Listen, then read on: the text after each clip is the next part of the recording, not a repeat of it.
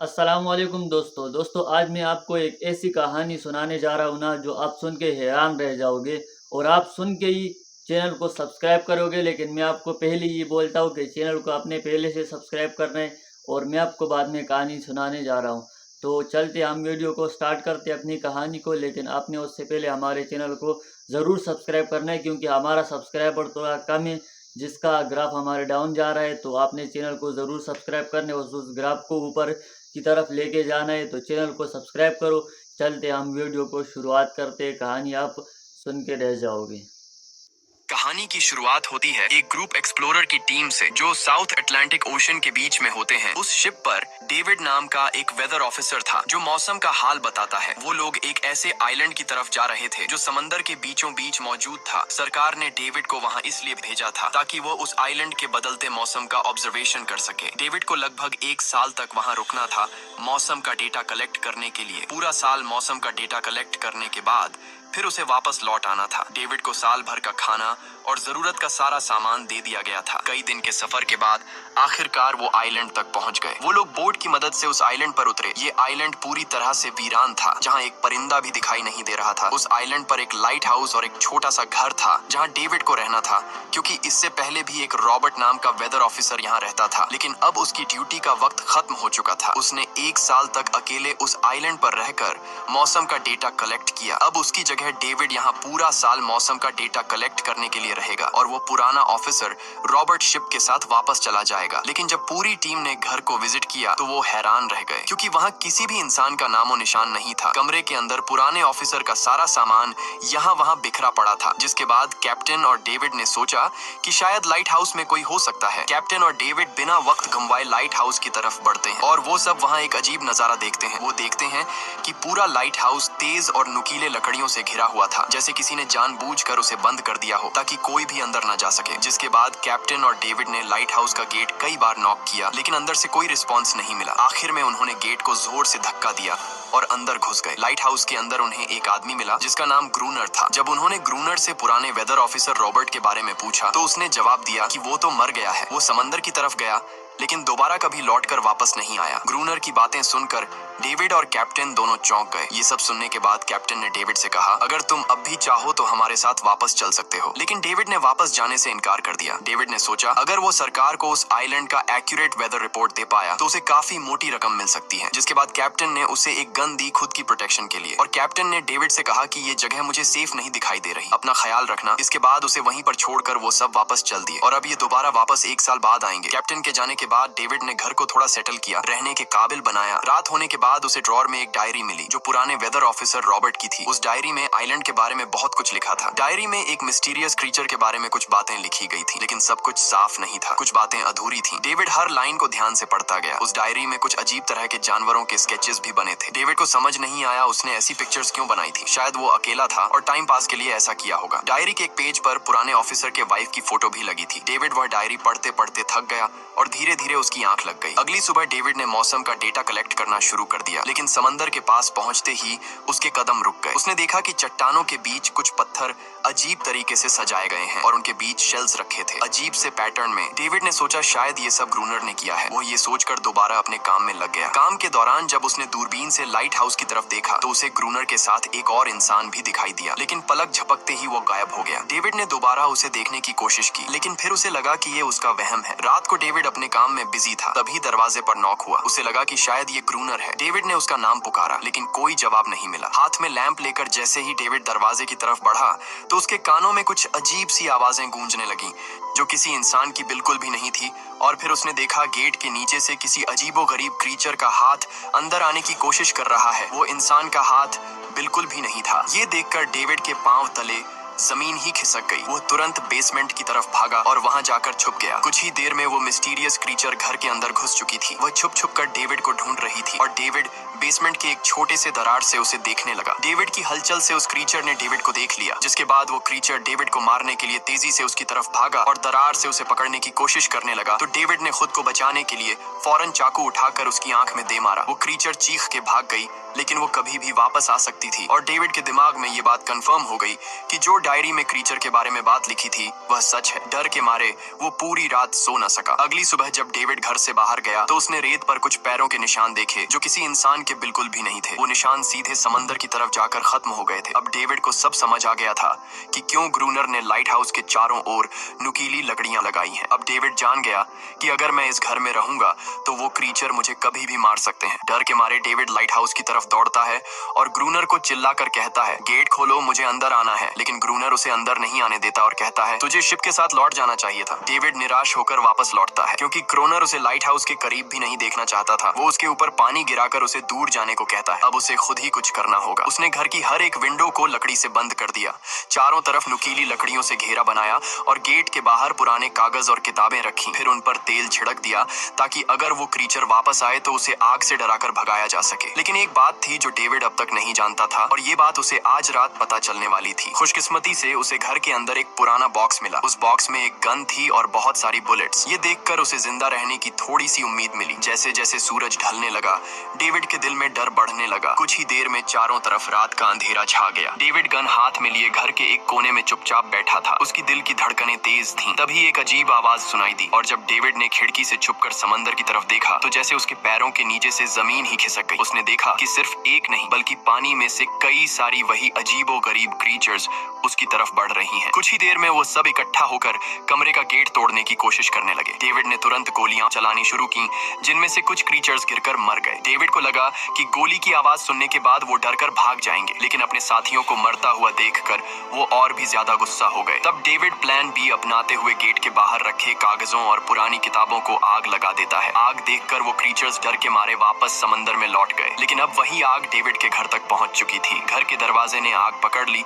और धीरे धीरे फैलने लगी क्योंकि पूरा घर लकड़ी का बना हुआ था। डेविड ने तुरंत एक चादर में खुद को लपेटकर अपनी जान बचाई और बाहर निकलकर लाइट हाउस के पास एक बड़े पत्थर के पीछे छुप गया। क्रीचर्स को शूट करते वक्त डेविड के हाथ में काफी गहरी चोट भी आई। तभी अचानक तेज बारिश शुरू हो गई। आग धीरे धीरे बुझने लगी, लेकिन पूरी रात की बारिश के बाद भी सुबह तक डेविड अपना घर नहीं बचा पाया। पूरा घर जलकर लगभग राख हो चुका था। अब अगर डेविड को जिंदा रहना है तो उसे लाइट हाउस में पनाह लेनी होगी। उसने अपनी राइफल उठाई और लाइट हाउस के पास के पत्थरों के बीच छुप गया और इंतजार करने लगा कि कब ग्रूनर पानी भरने आएगा। जब ग्रूनर पानी भरने के लिए लाइट हाउस से बाहर निकला तो डेविड उसके पीछे पीछे चल दिया, लेकिन तभी अचानक एक अजीब सा क्रीचर जो ग्रूनर के पास ही था उसने डेविड पर हमला कर दिया। लेकिन किसी तरह करके डेविड ने उसे काबू कर लिया। वो क्रीचर ग्रूनर का रक्षक था। जब वह उसे शूट करने वाला था तो ग्रूनर ने तुरंत डेविड को रोका और कहा, रुक जाओ, ये मेरा पालतू है। डेविड ने गोली नहीं चलाई और मौके का फायदा उठाते हुए उसने ग्रूनर के साथ एक शर्त रखी, अगर इस क्रीचर को जिंदा रखना है तो मुझे लाइट हाउस में रहने दिया जाए, नहीं तो मैं इसे मार दूंगा। जिसके बाद ग्रूनर ने हाँ कर दी क्योंकि डेविड के पास ढेर सारा खाना और गन पाउडर था। शाम होने से पहले दोनों बचा हुआ खाना लेकर लाइट हाउस लौट आए और वो दोनों आराम से सो गए। अगली सुबह वो क्रीचर चुपचाप डेविड का हाथ चाट रहा था। जब डेविड नींद से जागा तो उसने देखा कि इस क्रीचर के चाटने की वजह से उसका हाथ पूरी तरह से ठीक हो चुका है। ये सब देखकर डेविड हैरान हुआ। डेविड अब क्रोनर से इस क्रीचर के बारे में और जानना चाहता था और फिर ये सब दुनिया के सामने लाना चाहता था क्योंकि ये किसी जादू से कम नहीं था। डेविड ने सोचा, अगर इस क्रीचर का राज दुनिया के सामने हम लाते हैं तो डेविड और क्रोनर दोनों बहुत सारा पैसा और नाम कमा लेंगे। लेकिन क्रोनर को ये सब नहीं चाहिए था। वो इस आइलैंड से कहीं नहीं जाना चाहता था। क्रोनर का अब इस दुनिया में कोई नहीं बचा था। उसके लिए ये आइलैंड परफेक्ट था जहाँ वो अपने आप को एक किंग समझता था और अपनी मर्जी का मालिक। इसी वजह से उसने आइलैंड के कई हिस्सों में लिख दिया था, क्रोनर यहाँ का बादशाह है। लेकिन डेविड को ये समझ नहीं आ रहा था कि ये अजीब सी क्रीचर क्रोनर की फालतू कैसे बनी। तो क्रोनर ने बताया कि एक बार क्रोनर ने उसकी जान बचाई थी। वो गलती से उसके फिशिंग नेट में फंस गई थी। तब ये क्रीचर छोटी थी और उस दिन के बाद से वो क्रोनर के साथ ही रह गई। उसकी हर बात माननी शुरू कर दी। लेकिन क्रोनर एक सख्त इंसान था। वो इस क्रीचर के साथ बहुत बुरा बर्ताव करता था। क्रोनर हर दिन इस क्रीचर के साथ फिजिकल रिलेशन रखता था। क्रोनर ने बताया कि एक बार इस क्रीचर ने मुझ पर हमला भी किया था और उसके बदले में क्रोनर ने उसे ऐसी सजा दी कि उस सजा के बाद वो क्रीचर अपने आप को क्रोनर की गुलाम समझने लगी। और आप सब भी समझ गए होंगे कि हर रात वो क्रीचर समुद्र से बाहर क्यों आते हैं। वो सभी इसलिए आते हैं ताकि अपने साथी को क्रोनर से छुड़वाकर वापस ले जाए। लेकिन क्रोनर ऐसा नहीं होने देता। वो क्रीचर्स दिन के उजाले में अटैक नहीं कर सकते क्योंकि सूरज की रोशनी उनकी स्किन जला देती है। डेविड अब यहाँ और नहीं रहना चाहता था। वो किसी तरह से आइलैंड से अपनी जान छुड़ाना चाहता था। खैर शाम होने लगी और क्रोनर ने उससे कहा, गन लेकर रेडी हो जाओ क्योंकि वो क्रीचर्स कभी भी हमला कर सकते हैं। वो लाइट हाउस की लाइट ऑन करने के लिए तैयार हो गए और कुछ ही देर में समुद्र से बड़ी संख्या में क्रीचर्स निकलकर बाहर आ गए। वो लाइट हाउस की तरफ बढ़ते जा रहे थे। क्रोनर उन पर लगातार फायर करता जा रहा था, लेकिन डेविड पूरी तरह से डर गया था। वो लाइट हाउस के अंदर की तरफ आने लगा। क्रोनर के बार बार कहने के बावजूद वो बस एक कोने में चुपचाप बैठा रहा और कुछ ही देर में डेविड बेहोश हो गया। क्रोनर पूरी रात अकेला इन क्रीचर्स से लड़ता रहा। अगली सुबह क्रोनर ने गुस्से में डेविड के मुंह पर पानी डालकर उसे उठाया और कहा, अगर तुम्हें जिंदा रहना है तो इनकी जान लेनी होगी, नहीं तो तुम्हें लाइट हाउस से निकाल दिया जाएगा और तुम्हें मेरी हर बात माननी होगी। रोजाना पानी भरकर लाना, लाइट हाउस के छोटे बड़े काम करना और रात को मेरे साथ गार्ड ड्यूटी भी करनी होगी। अब डेविड के पास दूसरा कोई ऑप्शन नहीं था। इसी वजह से ये सब करना उसकी मजबूरी बन गया। डेविड अब क्रोनर की हर बात मानने लगा, लेकिन एक चीज थी जो उसे बिल्कुल भी पसंद नहीं आई। वो ये थी कि हर रोज उस फीमेल क्रीचर को अलग अलग तरीकों से फिजिकली टॉर्चर करना। रात होती है, दोनों फिर से गार्ड ड्यूटी के लिए तैयार हो जाते हैं और एक बार फिर वो क्रीचर समुद्र से निकलकर बाहर आते हैं। लेकिन आज डेविड को डर नहीं लग रहा था। उसने क्रीचर पर फायरिंग शुरू की, मगर आज क्रोनर कुछ भी नहीं कर रहा था। वो डेविड को बाहर छोड़कर लाइट हाउस का गेट बंद कर देता है और खुद चुपचाप अंदर बैठ जाता है ताकि डेविड खुद सीख सके कि इन क्रीचर्स से कैसे लड़ा जाता है। इसी तरह डेविड को लड़ते लड़ते वो रात कट जाती है और सुबह हो जाती है। सुबह क्रोनर ने देखा कि डेविड लाइट हाउस के गेट के बाहर खून में लथपथ बैठा था। अब उसने सीख लिया था कि इन क्रीचर्स से कैसे लड़ना है। इसी तरह समय गुजरता गया, रातों को इन क्रीचर्स से लड़ते हुए और दिन भर क्रोनर के लाइट हाउस के काम संभालते हुए। ये आइलैंड अब उसके लिए एक बंद घर जैसा हो गया था। वो हर वक्त सोचता रहता था कि कब ये जगह छोड़कर आजादी की सांस लेगा। समय के साथ साथ डेविड का उस फीमेल क्रीचर के साथ एक अजीब सी दोस्ती बन गई थी। डेविड को उसके लिए अब बुरा लगने लगा था। अब उसे समझ आया कि अपने लोगों को छोड़कर अकेला रहना कितना मुश्किल होता है। शायद वो क्रीचर भी कुछ ऐसा ही महसूस करती थी। डेविड ने उस क्रीचर को एक नाम भी दिया, अनारियस। इसी तरह से दिन गुजरते गए और फिर एक दिन उन्होंने देखा कि इन क्रीचर्स के अटैक्स धीरे धीरे कम हो रहे हैं। डेविड सोचता है शायद सर्दियों में वो कहीं और चले जाते हैं या फिर शायद उन्हें समझ आ गया था कि इन दोनों से लड़कर कुछ हासिल नहीं होगा। लेकिन क्रोनर ने उससे कहा कि ऐसा बिल्कुल नहीं है, वो फिर से अटैक करेंगे। अब वो अपनी संख्या बढ़ा रहे हैं। कुछ और दिन ऐसे ही गुजर गए। एक रात डिनर के बाद क्रोनर और डेविड ने टाइम पास के लिए चेस खेलना शुरू किया, लेकिन यहीं पर क्रोनर से एक बड़ी गलती हो गई। वो दोनों खेल में इतने उलझ गए कि लाइट हाउस की लाइट्स ऑन करना ही भूल गए। अंधेरे का फायदा उठाकर क्रीचर्स ने उन पर अटैक कर दिया। डेविड ने देखा कि क्रीचर्स की संख्या इतनी ज्यादा थी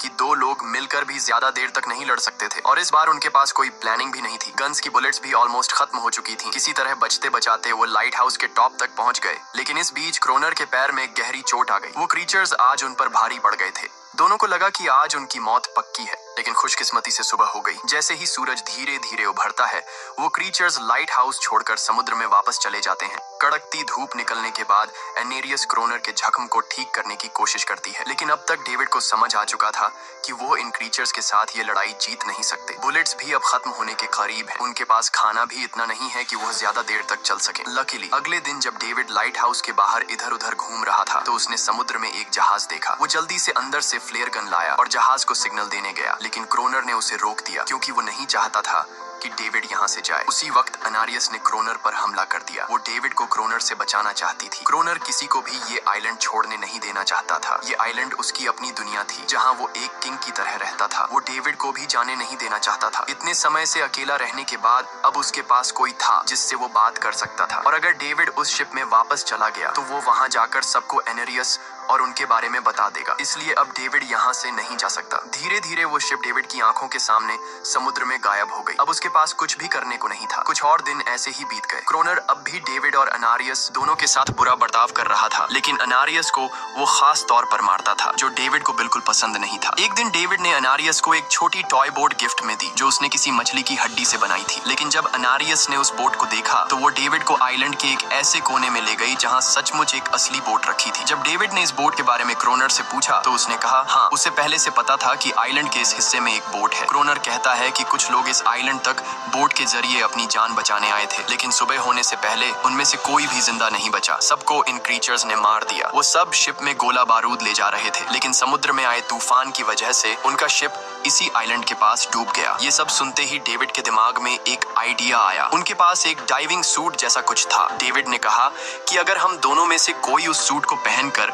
समुद्र के उस हिस्से में जाए जहां वो शिप डूबी थी, तो हो सकता है उन्हें कुछ बुलेट्स या डायनामाइट मिल जाए जिससे इन क्रीचर्स से लड़ना आसान हो जाए। लेकिन क्रोनर ने इस बात को मानने से इनकार कर दिया, पर डेविड अपनी जान को खतरे में डालकर ये काम करने को तैयार था। कुछ और दिन ऐसे ही गुजर गए। डेविड और अनारियस के बीच एक गहरा कनेक्शन बन गया। डेविड उसे पसंद करने लगा था। इन दोनों को रोमांस करते हुए ये सब क्रोनर ने चुपके से देख लिया। क्रोनर को लगा कि अनारियस उसे छिन जाएगी, इसलिए डेविड को रास्ते से हटाना पड़ेगा। अगले दिन क्रोनर खुद डेविड की बात मानने को तैयार हो जाता है। वो डेविड से कहता है, ठीक है, तुम सूट पहनकर नीचे पानी में जाओगे और वहाँ ढेर सारा RDX कलेक्ट करोगे, फिर मैं तुम्हें बोट से ऊपर की तरफ खींच लूंगा। लेकिन क्रोनर का असली इरादा कुछ और ही था। वो चाहता था कि डेविड उसकी मदद से समुद्र के नीचे रखे डायनामाइट के बॉक्सेस वापस सरफेस तक ले आए और उसके बाद उसे वही समंदर में अकेला छोड़ दे ताकि वो क्रिएचर्स उसे मार दें। इस तरह डायनामाइट भी उसके पास आ जाएगा और अनारियस फिर से उसकी गुलाम बन जाएगी। वो दोनों बोट में बैठकर उस जगह पहुंच गए जहां शिप पानी में डूबा था। डेविड ने डाइविंग सूट पहना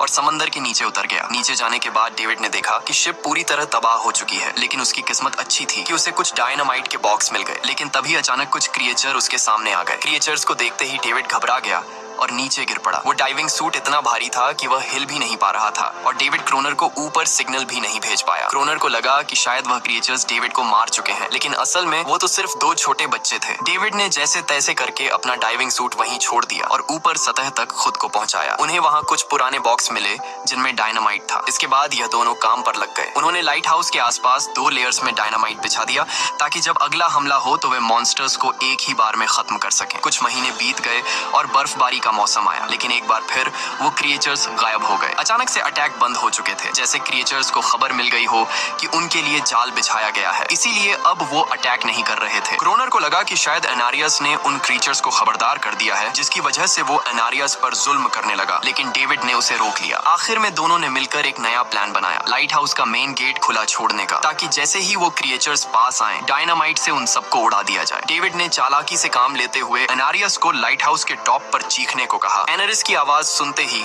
सभी क्रिएचर्स गुस्से से भड़क उठे। क्रिएचर्स ने जब देखा कि लाइट हाउस का मेन गेट खुला हुआ है तो उन्हें लगा कि यह अच्छा मौका है अनारियस को छुड़ाने का, लेकिन असल में यह उनके लिए एक चाल थी। कुछ ही देर में वह क्रिएचर समंदर से बाहर निकलने लगे। वे सीधे मेन गेट की तरफ बढ़े और अंदर घुसते ही डेविड पर हमला कर दिया। डेविड भी हिम्मत दिखाता है और क्रिएचर से जान छुड़ा लेता है। जैसे ही वे सभी क्रिएचर लाइट हाउस के पास पहुंच जाते हैं तो क्रोनर डायनामाइट का लीवर दबा देता है, लेकिन ब्लास्ट नहीं होता। असल में डेविड ने उसका कनेक्शन खोल दिया था और क्रोनर उसे दोबारा लगाना भूल गया था। डेविड तुरंत ऊपर भागता है और डायनामाइट का वायर जोड़ना शुरू करता है। तब तक वो क्रिएचर्स लाइट हाउस पर चढ़ने की कोशिश कर रहे होते हैं, जिन्हें सिर्फ अकेला क्रोनर रोकता है। जैसे ही कनेक्शन पूरा होता है डेविड पहला लेयर उड़ा देता है, जिससे कई क्रिएचर्स ब्लास्ट में खत्म हो जाते हैं, लेकिन अभी भी काफी मॉन्स्टर्स लाइट हाउस पर हमला करने के लिए तैयार होते हैं। इस वजह से क्रोनर दूसरा लेयर भी ब्लास्ट कर देता है। दोनों उस जोरदार धमाके में बेहोश हो जाते हैं। अगली सुबह जब दोनों होश में आए तो उन्होंने देखा कि अनारियस वहाँ नहीं थी। ब्लास्ट में चारों तरफ मरे हुए क्रिएचर्स पड़े थे। क्रोनर उन सबको मार रहा था जो जख्मी हालत में जिंदा बचे थे। तभी डेविड की नजर उनमें से एक के गले में लटके एक नेकलेस पर पड़ी। उस क्रिएचर को तड़पता हुआ देखकर डेविड को उस पर तरस आ जाता है और उसे अपनी गलती का एहसास हो जाता है। जिन क्रिएचर्स को वह अब तक खूंखार समझते आए थे वो भी इंसानों की तरह थे, सिर्फ बोल नहीं सकते थे। लेकिन क्रोनर के लिए यह सब बेकार बातें थी। उस दिन के बाद वह क्रिएचर्स फिर कभी अटैक नहीं कर पाए, लेकिन हर दिन समंदर के किनारे से रोने की आवाजें आती थी। डेविड को अब तक नहीं पता था कि उन्होंने कितना बड़ा नुकसान कर दिया था, कितनी फैमिली टूट गई, कितने बच्चों ने अपने लोग खो दिए, सिर्फ एक गलतफहमी की वजह से। अगले दिन डेविड ने समंदर में उन क्रिएचर्स के कुछ छोटे छोटे बच्चों को देखा, वो सब जिन्होंने अपने परिवार खो दिए थे। डेविड ने पत्थरों का एक गोल सर्कल बनाया और उसके बीच में वह छोटी टॉय बोट रख दी ताकि एनारिस उसे देखकर वापस लौट आए। डेविड ने कई घंटे इंतजार किया, लेकिन एनारिस कभी वापस नहीं आई। सुबह नींद से जागने के बाद डेविड ने देखा